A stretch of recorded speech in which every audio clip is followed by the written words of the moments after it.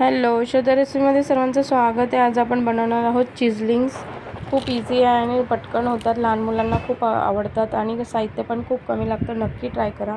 मी या ठिकाणी अर्धी वाटी मैदा, अर्धी वाटी गव्हाचे पीठ आणि त्यामध्ये जे आपलं प्रमाण आहे त्याप्रमाणे मी त्यामध्ये बटर मेल्ट करून टाकले आणि 2 चीज क्यूब खिसून टाकले आणि मीठ टाकले आणि छान मिक्स करून घेतले. मिक्स केल्यानंतर थोडे पाणी टाकून छान घट्ट असा गोळा मळून घेतला आणि मळल्यानंतर अर्धा तास रेस्ट करण्यासाठी ठेवला. रेस्ट केल्यानंतर पुन्हा मी त्याचं पातळ अशी आपण चपाती लाटतो त्याप्रमाणे लाटून घेतलं आणि छान असे चिजलिंग्स बनवून घेतले आणि फ्राय केले. खूप छान होतात. नक्की ट्राय करा.